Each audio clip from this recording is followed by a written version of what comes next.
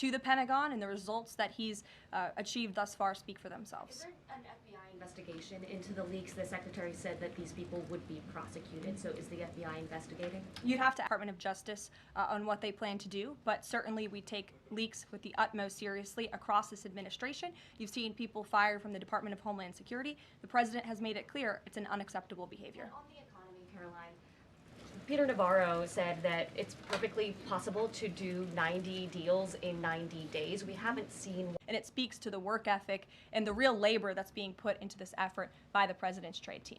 Sure. Go ahead. Is the conversations yet with China happening? I actually do have something to share on that. I asked the President about this before coming out here, and he wanted me to share with all of you that we're doing very well in respect to a potential trade deal with China. Spoken directly with Xi yet?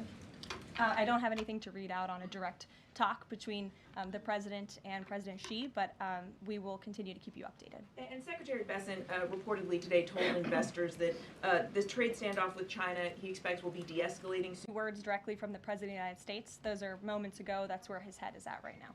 Caroline. Sure. Caroline, I have two questions, one on immigration and one on China. First on immigration. Well, you'd have to ask the Department of Homeland Security for a specific number, but we suspect it's definitely in the millions, perhaps upwards of 20 million people that were allowed into the country. Thursday, that Google's dominance of online advertising and ad tech markets violated U.S. antitrust laws. Powell quite clear.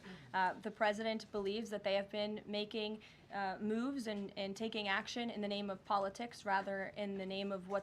How does it view the dollar versus other currencies around the world? The President wants to see the dollar remain as the world's reserve currency for our long-term fiscal stability and our economic growth. He's been quite clear about that. The court is hearing a case dealing with parents who don't want their kids having to read. The court will do the right thing, and the President has been very clear. He stands on the side of parental rights, and he believes strongly that parents should have a greater say.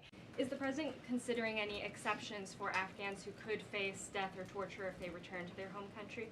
So let's just be clear about one thing. We didn't end that proactively. It expired. London, is he accompanying Witkoff to Moscow? I can't speak for the Secretary of State's travel schedule. I'd defer you to the Department of State. And more broadly, just about the peace agreement, the talks that are ongoing.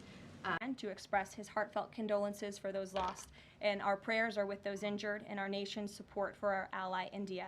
These types of horrific events by terrorists are why those of us who work for peace and stability in the world continue our mission. So we'll give you a readout of that call later this afternoon.